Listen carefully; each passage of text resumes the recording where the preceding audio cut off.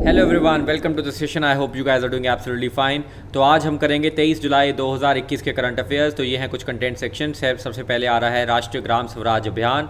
Second news item is with respect to UNESCO delist Liverpool off its world heritage status. Third news item आ रही है हमारे पास जो north stream 2 pipeline के ऊपर आ रही है। फोर्थ न्यूज़ आइटम जो है हमारी है वो डाइंग डिक्लेरेशन के ऊपर। Fifth is about central bank digital currency, reserve bank of India ने लॉन्च किया था। और लास्ट जो न्यूज़ है वो है honey mission program which is launched by the KVIC। तो चलिए स्टार्ट करते हैं। सबसे पहली न्यूज़ पे आते हैं, राष्ट्रीय ग्राम स्वराज अभियान। तो पहले स्टूडेंट्स इसका बैकग्राउंड देख लेते हैं इस अभियान का। देखिए, गांधी जी ने बोला था कि India lives in its villages.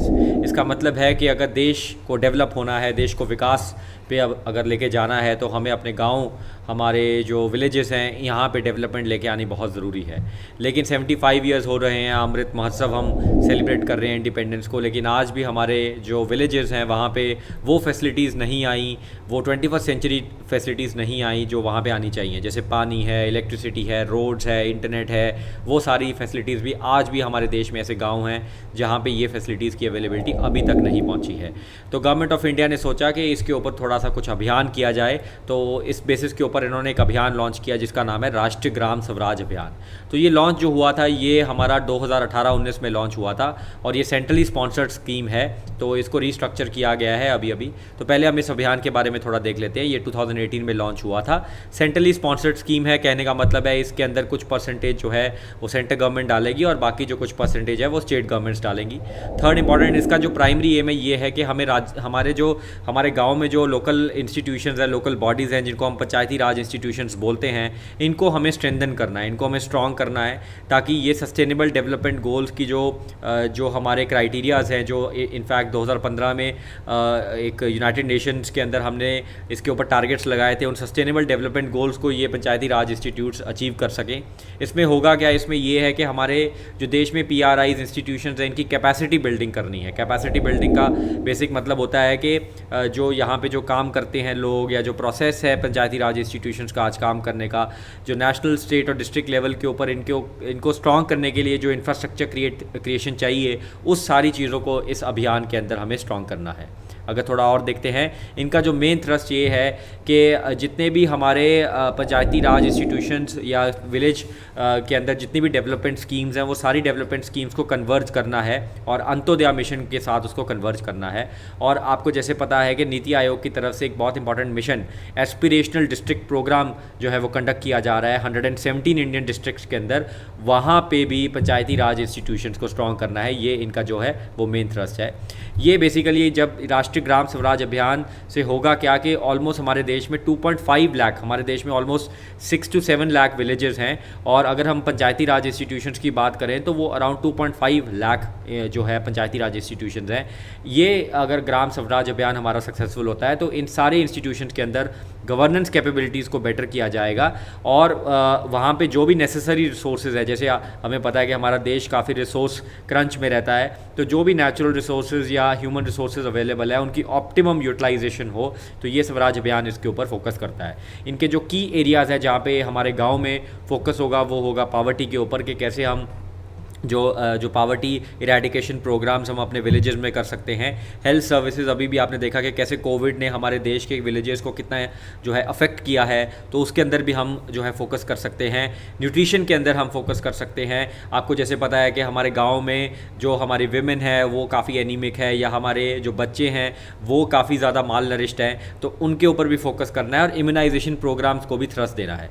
तो ये जो बेसिकली कुछ जो आइडियाज़ है जहाँ पे राष्ट्रीय ग्राम स्वराज अभियान जो है वो जो है इम्प्लीमेंट कर रहा है। अभी बस ये आपको ध्यान में रखना है कि ये राष्ट्रीय ग्राम स्वराज अभियान हमारे देश के हर स्टेट और यूटीज़ में जो है इसको इम्प्लीमेंट किया जा रहा है। और इनफैक्ट हमारे देश में ऐसे भी कुछ एरियाज़ हैं जहाँ पे पंचायती राज इंस्टीट्यूशंस एग्जिस्ट नहीं करते, बिकॉज उनको जो है वो स्पेशल स्टेटस में डाला गया था शेड्यूल 5 और शेड्यूल 6 के अंदर। तो वहाँ पे भी हमें ये ग्राम स्वराज अभियान को जो है प्रमोट करना है। तो ये कुछ आपको इसमें से पूछा जा सकता है। सो बेसिकली ये अभियान जो है वो एक टाइप का मूवमेंट है कि हमें अपने गाँव, हमारे जो रूरल एरियाज़ हैं वहाँ पे हमें डेवलपमेंट लेके आनी है, वहाँ पे हमें पावर्टी इरेडिकेशन प्रोग्राम्स करने हैं और इसके अंदर सारे जितने भी गवर्नमेंट ऑफ इंडिया के प्रोग्राम्स हो रहे हैं उन सबको जो है वो क्लब करना है। तो चलिए स्टार्ट करते हैं, नेक्स्ट न्यूज़ पे चलते हैं। सेकंड न्यूज़ आइटम ये आ रही है हमारी यूनेस्को से। तो यूनेस्को जैसे आप सबको पता है कि ये हमारी यूनाइटेड नेशंस की एक सब्सिडरी ऑर्गन है जो हमारे सोशल, कल्चरल और एजुकेशनल जो पर्सपेक्टिव्स हैं दुनिया को लेके उसको प्रमोट करने के लिए बनाई गई है। अब ये ऑर्गेनाइजेशन आपको जैसे पता है कि काफ़ी वर्ल्ड हेरिटेज सेंटर्स, नेचुरल हों या फिर हमारे हेरिटेज सेंटर्स हों या मिक्स हेरिटेज साइट्स हों, इन सबको रिकॉग्नाइज़ करती है दुनिया में। और इंडिया में भी काफ़ी वर्ल्ड हेरिटेज सेंटर्स जो हैं वो यूनेस्को ने डिक्लेयर किए हैं। तो जैसे ही कोई वर्ल्ड हेरिटेज सेंटर डिक्लेयर होता है, सबसे पहली इंपॉर्टेंट चीज़ तो ये होती है कि वो लाइमलाइट में आ जाता है ग्लोबल कम्युनिटी के। सेकेंड इंपॉर्टेंट उसका बेनिफिट ये होता है कि कुछ फाइनेंसेस जो है वो मिलने शुरू हो जाते हैं उस पर्टिकुलर साइट को, और उसकी डेवलपमेंट और बढ़िया हो जाती है। और थर्ड इंपॉर्टेंट ये होता है कि यूनेस्को की तरफ से काफ़ी इंटरेस्टिंग जो है कई बार ऐसे इनिशिएटिव्स लिए जाते हैं ऐसी साइट्स को प्रोटेक्ट करने के लिए। तो वो इनिशिएटिव्स का भी जो बेनिफिट है वो साइट या वो कंट्री जहाँ पे वो साइट लोकेटेड है वो उसको यूटिलाइज़ कर सकती है। तो कुछ ऐसे बेनिफिट्स होते हैं।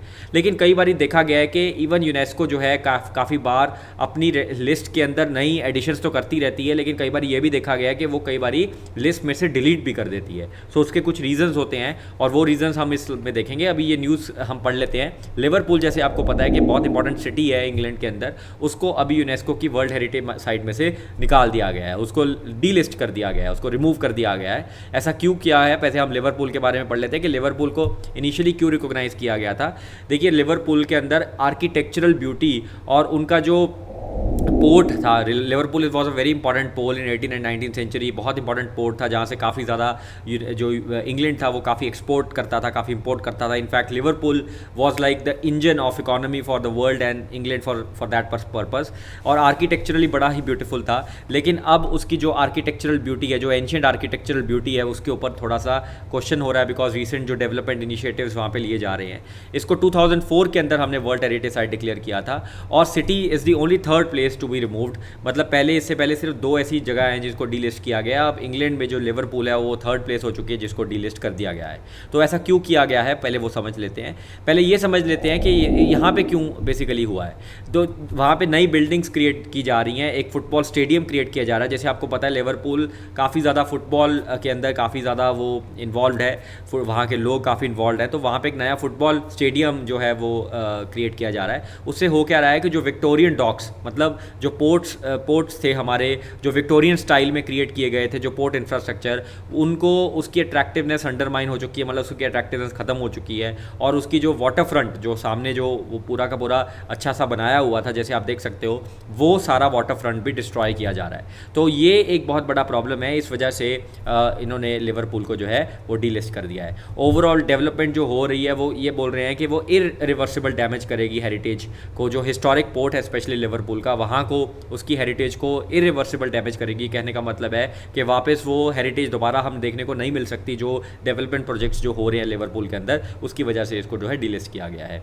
और डीलिस्टेड साइट्स देख लेते हैं। 2 मैंने जैसे आपको बताया ये थर्ड डीलिस्टेड साइट है। इसके पहले 2 और साइट्स को डीलिस्ट किया गया था। एक तो डीलिस्ट किया गया था ओमान के अंदर, जहाँ वहाँ पे एक वाइल्ड लाइफ सेंचुरी थी और रीज़न ये था कि वहाँ पे पोचिंग और हैबिटेट लॉस काफ़ी ज़्यादा बढ़ चुका था। और सेकेंड डीलिस्टिंग की गई थी जर्मनी के अंदर ड्रेसडेन एल्बे वैली को डीलिस्ट किया गया था। इसका रीज़न ये था कि ये 4 लेन वहाँ पे एक जो है मोटरवे ब्रिज बनाया गया था वैली रिवर के ऊपर। तो अगेन उसको भी जो है डीलिस्ट किया गया था। तो ऐसा नहीं है कि ये पहली साइट थी जिसको डीलिस्ट किया है, इससे पहले भी 2 ऐसी साइट्स को डीलिस्ट किया गया था। अभी ये मैप में देख लेते हैं कि जो लिवरपूल है वो कहाँ पे लोकेटेड है। तो लिवरपूल जैसे मैंने आपको बोला कि पोर्ट सिटी है और यहाँ पे विक्टोरियन हेरिटेज काफ़ी अच्छा देखने को मिलता है, जो अभी जो है कॉम्प्रोमाइज़ हो रहा है because of the development initiatives जो यहाँ पे लिए जा रहे हैं। चलिए स्टार्ट करते हैं नेक्स्ट इंपॉर्टेंट न्यूज़ आइटम के ऊपर। ये आइटम आ रही है हमारी जर्मनी और रशिया से। ये न्यूज़ में था, ये पाइपलाइन एक वहाँ पे बनाई जा रही है जिसको नॉर्ड स्ट्रीम पाइपलाइन बोलते हैं और ये कनेक्ट करेगी रशिया को जर्मनी के साथ।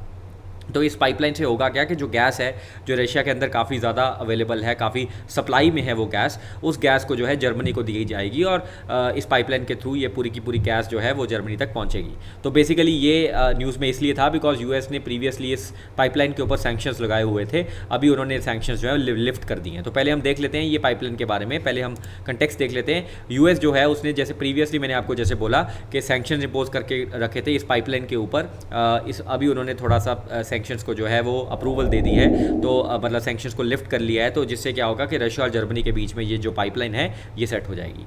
अभी पहले हम देख लेते हैं 2015 के अंदर जो रशिया की बहुत मेजर कंपनी है, जैसे इंडिया के अंदर आपको पता है कि ONGC है, ऑयल एंड नेचुरल गैस, वैसे ही रशिया की जो नेचुरल गैस कंपनी है उसका नाम है गैज़प्रॉम। तो उसके बीच में और 5 अदर यूरोपियन फर्म्स के बीच में, जो जहाँ पे जर्मनी की फर्म्स भी इंक्लूडेड थी, इन सब ने मिलकर एक अग्रीमेंट किया कि नॉर्ड स्ट्रीम 2 जो है वो बिल्ड करेंगे, जिसकी वैल्यू अराउंड $11 बिलियन होगी। मतलब ये पाइपलाइन बनाएंगे और ये पाइपलाइन ऑलमोस्ट 1200 किलोमीटर की पाइपलाइन होगी जो रशिया से चलेगी और जर्मनी तक आएगी, और ये जो बाल्टिक सी है वहाँ पे जो लोकेटेड है वहाँ से ये जो है एंटर करेगी, और ये almost 55 billion cubic metres of gas per year जो है वो ट्रांसपोर्ट करेगी फ्रॉम रशिया टू हमारा जर्मनी तक। So very very important, under construction pipeline already जो है ये उसके साथ ही चलेगी, क्योंकि वहाँ पे एक नॉर्ड स्ट्रीम 1 ऑलरेडी लोकेटेड थी। तो नॉर्ड स्ट्रीम 1 से तो वैसे ही गैस जो है रशिया से जर्मनी में आ रही थी, अभी क्योंकि गैस की रिक्वायरमेंट बढ़ती जा रही है तो इन्होंने एक नई प्रोजेक्ट जो है वो क्रिएट करने की बात की है, जो नॉर्ड स्ट्रीम 2 की बात की है। तो अगर दोनों एक साथ चलेंगे तो 55 पहले नॉर्ड स्ट्रीम 1 कैरी कर रही थी और 55 ये कैरी करेगी, तो टोटल जो कैपेसिटी हो जाएगी रशिया से जर्मनी में आने की गैस की, वो 110 billion cubic metres of gas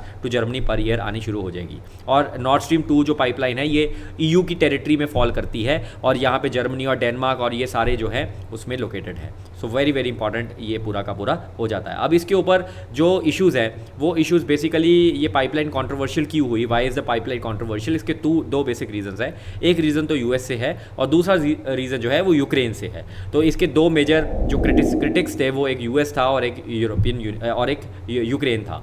तो नॉर्ड स्ट्रीम 2 ने, जैसे मैंने आपको बताया कि डोनाल्ड ट्रंप ने बोला था कि जर्मनी जो है अगर ये पाइपलाइन जो है वो ले डाउन कर दी जाती है, अगर इसको बना दिया जाता है तो जर्मनी जो है रशिया का हॉस्टेज बन जाएगा, तो रशिया पे डिपेंडेंस उसकी बहुत ज़्यादा बढ़ जाएगी। और अभी भी अगर देखो तो EU जो है वो रशिया से ऑलमोस्ट 40% ऑफ गैस नीड्स जो है वो ले रहा है। तो आपको जैसे पता है कि रशिया और जर्मनी के US के बीच में थोड़ी सी कोल्ड वॉर चलती रहती है, अभी भी चलती रहती है। तो डोनाल्ड ट्रंप के टाइम पर भी थोड़े से इन दोनों के बीच में रिलेशंस डिस्टर्ब थे, तो तब ये सैंक्शंस जो लगाए गए थे ताकि रशिया जो है वो यूरोप के ऊपर अपना कंट्रोल जो है वो कम से कम रखे। तो इसके ऊपर जो है डिबेट चली थी। अब दूसरी डिबेट आ रही है यूक्रेन से। तो यूक्रेन जो ईस्टर्न यूरोप के अंदर है, उनके टाइज भी रशिया के साथ काफ़ी ज़्यादा जो है वो सही नहीं है, बिकॉज आपको जैसे पता है कि एक क्रीमियन कॉन्फ्लिक्ट हुआ था जहाँ पे रशिया ने यूक्रेन का एक एरिया था उसको कैप्चर करने की कोशिश की थी, साउथ यूक्रेन का। तो उसके बाद यूक्रेन जो है वो भी कहीं ना कहीं जो है इस पर्टिकुलर पाइपलाइन को जो है डिसरिगार्ड करता है। तो यूक्रेन ये फील करता है कि अगर जब जो नॉर्ड स्ट्रीम 2 कंप्लीट हो जाएगी तो रशिया जो है वो एग्जिस्टिंग यूक्रेनियन पाइपलाइन जो रशिया और यूरोप में से जा रही है तो उसको जो है बाईपास कर देंगे, जिससे होगा क्या कि जो यूरोप की जो आज यूक्रेन की पाइपलाइन के ऊपर डिमांड है वो कम हो जाएगी और रशिया के ऊपर बढ़ जाएगी, जिससे क्या होगा कि यूक्रेन को काफ़ी ज़्यादा बिजनेस लॉस देखने को मिल सकता है। और उन्होंने ये कैलकुलेट भी किया है और ये देखने को मिला है कि $3 बिलियन पर ईयर जो है यूक्रेन को लॉस हो सकता है अगर ये पाइपलाइन जो है वो सेट हो जाती है। तो अल्टीमेटली नॉर्ड टू पाइपलाइन आपको UPSC प्रीलिम्स में पूछा जा सकता है कि नॉर्ड टू पाइपलाइन कहाँ से कहाँ तक है, इसका ज्योग्राफी बेस्ड क्वेश्चन जो है वो बन सकता है। चलिए आगे चलते हैं, नेक्स्ट न्यूज़ आइटम पे चलते हैं। ये है डाइंग डिक्लेरेशन के ऊपर। ये 4th न्यूज़ आइटम है आज की। तो देखिए मैं थोड़ा कंटेक्स्ट बता देता हूँ। जैसे सपोज़ करो कि कोई बंदा किसी को टॉर्चर कर रहा है और या किसी को मार रहा है और वो मरते मरते वो इंसान एक डिक्लेरेशन कर जाता है, एक लिख जाता है या बोल जाता है या किसी विटनेस के सामने कुछ जेस्चर दे देता है, कुछ भी ऐसी चीज़ जिससे वो बोल रहा है कि मैं मर रहा हूँ और है ना मैं एक कॉन्शियस माइंड में हूँ और मैं मर रहा हूँ, तो उस डिक्लेरेशन को बोलते हैं डाइंग डिक्लेरेशन। तो डाइंग डिक्लेरेशन जैसे आपको बताया कि जेस्चर्स भी हो सकते हैं, जैसे निर्भया केस के अंदर जेस्चर को ही डाइंग डिक्लेरेशन इन्होंने एक्सेप्ट कर लिया था। सिमिलरली आपका ओरल भी डाइंग डिक्लेरेशन हो सकता है जिसमें आप बोल सकते हो कि मेरे को मैं मर रहा हूँ और है ना इससे मेरा ये हो रहा है, वो चीज़ें हो रही हैं। और थर्ड जो है वो डाइंग डिक्लेरेशन रिटन फॉर्मेट में भी हो सकता है। तो डाइंग डिक्लेरेशन बेसिकली वो डिक्लेरेशन है जो एक मरता हुआ बंदा किसी विटनेस के सामने बोल देता है कि मेरे मरने के रीजंस क्या है, क्यों मेरे को मारा जा रहा है और मेरा सर्वाइवेबिलिटी के चांसेस क्यों कम है। तो this is something which is there. अब ये डाइंग डिक्लेरेशन जो ऐसा हुआ है कि राजस्थान के अंदर, मैं थोड़ा कंटेक्स्ट बता देता हूँ, राजस्थान राजस्थान के अंदर 2 पुलिस वालों ने एक बंदे के साथ कस्टोडियल टॉर्चर किया था, और वो कस्टोडियल टॉर्चर के अंदर वो मरते मरते उस बंदे ने बोला कि भाई इन 2 पुलिस वालों की वजह से मैं जो है मर रहा हूँ और मैं नहीं बच पाऊँगा। तो उसके ऊपर कुछ विटनेसेस थे जिन्होंने उस चीज़ को जो रिकॉर्ड कर लिया, मतलब आई विटनेस थे। तो फाइनली कोर्ट में गया ये केस, और सीबीआई कोर्ट ने इस डाइंग डिक्लेरेशन के बेसिस के ऊपर वो 2 पुलिस वालों को लाइफ इम्प्रिजनमेंट जो है वो दे दी है। अभी थोड़ा सा देख लेते हैं डाइंग डिक्लेरेशन के ऊपर, ये आपका जुडिशरी के अंदर क्वेश्चन जो है पूछा जा सकता है।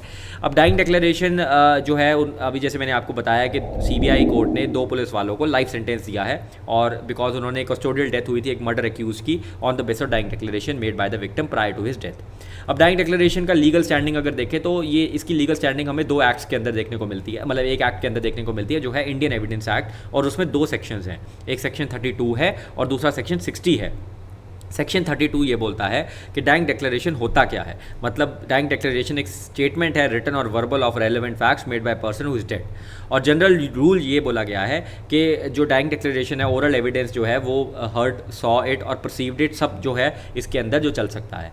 और जनरली ये देखा गया है कि कोर्ट्स जो है डाइंग डिक्लेरेशन को फेस वैल्यू के ऊपर एक्सेप्ट कर लेते हैं, बिकॉज अल्टीमेटली मरता हुआ बंदा कभी भी झूठ नहीं बोलेगा, है ना। So that is the basic idea. तो on the face of it prima facie dying declaration को हमेशा एक्सेप्ट किया जाता है। तो रूल्स फॉर एडमिशन यही है कि 2 ग्राउंड्स होने चाहिए। सबसे पहला, victim is the only I witness, के विक्टिम बोल रहा है कि मैं खुद ही, है ना, जो है वो अपनी मौत को देख पा रहा हूँ, मैं खुद ही आई विटनेस हूँ। और सेकंड जो है वो बहुत इंपॉर्टेंट है कि सेंस ऑफ इम्पेंडिंग डेथ, मतलब विक्टिम को लग रहा है कि उसकी डेथ इम्पेंडिंग है, मतलब वो it's about to, he is about to die, he और she is about to die. तो वो 1-2 ऐसे फैक्टर्स हैं जो डाइंग डिक्लेरेशन को एडमिट करने के लिए कोर्ट को मजबूर करते हैं। एनी वन कैन रिकॉर्ड, कोई भी डाइंग डिक्लेरेशन को रिकॉर्ड कर सकता है एज पर द लॉ, मतलब ऐसा नहीं है कि विक्टिम को पुलिस के सामने या एग्जीक्यूटिव मजिस्ट्रेट के सामने ही डाइंग डिक्लेरेशन करनी पड़ेगी, किसी के सामने भी वो डाइंग डिक्लेरेशन कर सकता है। लेकिन अगर वो एग्जीक्यूटिव मजिस्ट्रेट या फिर जुडिशियल मजिस्ट्रेट के सामने ये डिक्लेरेशन देता है तो वो एक एडिशनल स्ट्रेंथ बन जाती है प्रोसिक्यूशन केस के लिए। A dying declaration may be in several cases the primary piece of evidence. तो कई बार ये देखने को मिलता है कि अगर आपको कुछ भी समझ में नहीं आ रहा कि इस बंदे की मौत क्यों हुई है, तो कई बार डाइंग डिक्लेरेशन ही प्राइमरी पीस ऑफ एविडेंस बन जाता है और to prove the genesis of occurrence. So that's very very interesting. तो victim to volunteer the statement, अच्छा विक्टिम जो होता है वो वॉलंटियर करता है स्टेटमेंट देने के लिए, और ये भी पता होना चाहिए कि वो कॉन्शियस माइंड का जो है वो होता है। सो that is very very important. कई बार डाइंग डिक्लेरेशन को स्ट्रेंथ नहीं जो है एक्सेप्ट नहीं भी किया जाता, बट जनरली डाइंग डिक्लेरेशन को जैसे मैंने आपको बोला है कि ग्रेट वेट दिया जाता है, और एक्यूज के पास काफ़ी कम पावर होती है क्रॉस एग्जामिनेशन की। अगर किसी ने मरते मरते बोल दिया कि इस बंदे ने मारा है, तो आप एक्यूज को क्रॉस एग्जामिन नहीं करोगे और जनरली उसको सज़ा दोगे। तो ये एक प्राइमा फेसी होता है। तो ये रीज़न इसीलिए है क्योंकि डाइंग डिक्लेरेशन है ना पूरा correct full confidence of the court जो है वो एक्सप्लेन करता है। अच्छा, कॉर्पोरेशन की ज़रूरत है। कई बार कॉर्पोरेशन की मैंने जैसे आपको बोला कि एज अ रूल कॉर्पोरेशन की ज़रूरत नहीं है कि डाइंग डिक्लेरेशन सही भी है या गलत है, लेकिन कुछ केसेस के अंदर कॉर्पोरेशन हो सकता है जहाँ पे अगर कोर्ट को लगता है, अगर कोर्ट को ये फीलिंग आती है कि जो है ना कि भाई डाइंग डिक्लेरेशन सस्पिशियस है, तो उन केसेस के अंदर अगर कोई कॉर्पोरेटिव एविडेंस होगा तो वो कोर्ट जो है एक्सेप्ट कर सकता है। It is not to be rejected equally merely because it's a brief statement. ऐसा भी हो सकता है कि कोर्ट कहे कि ये तो बड़ी ब्रीफ स्टेटमेंट थी, ऐसा नहीं होगा। इवन अगर वो ब्रीफ स्टेटमेंट है तो भी उसको मानना पड़ेगा। ऑन द कॉन्ट्रारी अगर हम देखें तो ब्रीफ स्टेटमेंट खुद ही ये बता रही है कि भाई ये सच्चाई है बिकॉज उसके पास टाइम ही नहीं था बचने का। सो that is the basic idea of this thing. तो आई थिंक ये भी आपको पूरा जो है वो समझ में आ चुका है। कई बार मेडिकल ओपिनियन भी हम लेते हैं इसके अंदर, नॉर्मली कोर्ट सेटिस्फाई हो जाता है डाइंग डिक्लेरेशन के ऊपर, लेकिन अगर कोर्ट को लगता है कि कुछ केसेस के अंदर मेडिकल ओपिनियन लेना चाहिए तो फिर वो मेडिकल ओपिनियन भी ले सकता है। But where the eyewitness ने खुद बोल ही दिया है कि डाइंग डिक्लेरेशन हुआ है तो कोर्ट उसमें मेडिकल ओपिनियन भी जो है रिजेक्ट कर सकता है। तो कहने का मोटा मोटा जो मैं समझाऊँ अगर, तो बेसिक आइडिया यही है कि डाइंग डिक्लेरेशन का बेसिक जो है वो काफ़ी ज़्यादा स्ट्रॉन्ग एविडेंस है। जब कोई किसी की मौत होती है तो कोर्ट जनरली उसको प्राइमा फेसी एक्सेप्ट करते हैं, लेकिन कुछ केसेस के अंदर जो है वो डाइंग डिक्लेरेशन को क्वेश्चन भी किया जा सकता है। तो आई होप आपको ये जो जुडिशरी के रिगार्डिंग न्यूज़ थी इसको आपको समझ में आ गया होगा। चलिए let's go to the next news item students. ये न्यूज़ आ रही है हमारी सेंट्रल बैंक डिजिटल करेंसी के ऊपर। अभी recently reserve bank of India ने ये बोला है कि हम एक प्रोजेक्ट पायलट कर रहे हैं जिससे हम ये देखने की कोशिश कर रहे हैं कि डिजिटल करेंसी जो है वो होलसेल और रिटेल पेमेंट्स के अंदर कैसे यूज़ की जाए। देखिए स्टूडेंट्स, आपको जैसे पता है कि आपके जेब में कैश है और आपके पास जैसे गूगल पे है या बैंक में आपके पास कुछ पैसे पड़े हैं, ये सारे पैसे का जो अंडरलाइंग है वो कैश इकोनॉमी है, मतलब कैश उसका एक अंडरलाइंग फैक्टर है। लेकिन अगर मैं बोलूँ कि कैश के अलावा अगर सपोज करो कि कोई डिजिटल करेंसी लॉन्च हो जाए, मतलब वो एक इंडिपेंडेंट करेंसी है और उसकी कोई अंडरलाइंग कैश नहीं है, जैसे आप सपोज आप बैंक में जाते हो, आप कैश डिपॉजिट करते हो, उसके बेसिस के ऊपर एक डिजिट आपका क्रिएट हो जाता है, तो वो अंडरलाइंग उस डिजिट का एक कैश ही है। मतलब आप कभी भी उसको बोलो कि भाई इसकी कैश कन्वर्ट कर दो, तो वो कैश कन्वर्ट करके आपको बैंक दे देगा। लेकिन अगर मैं आपको बोलूँ कि एक ऐसी करेंसी जिसको कैश में नहीं और उसको बस उसको उसमें रखना है, मतलब एक अलग से लेजर लग जाए आपका, तो उसको बोलते हैं हम डिजिटल करेंसी। सो आरबीआई सोच रहा है कि वो डिजिटल करेंसी जो है वो उसको स्टार्ट करेगा, करना शुरू करेगा, और होलसेल और रिटेल ट्रांजैक्शंस में उसका एक पायलट प्रोजेक्ट करने की जो है आरबीआई कोशिश कर रहा है। और आरबीआई ये करेगा कि ये जो डिजिटल करेंसी जो होगी आरबीआई की, ये फुल स्केल मतलब सेंट्रल बैंक करेंसी होगी, और आप लगा के चलो कि ये आरबीआई के जो उसका जो वो होता है, उसका लेजर होता है, उस लेजर के ऊपर भी रिफ्लेक्ट होगी और लीगल टेंडर होगा।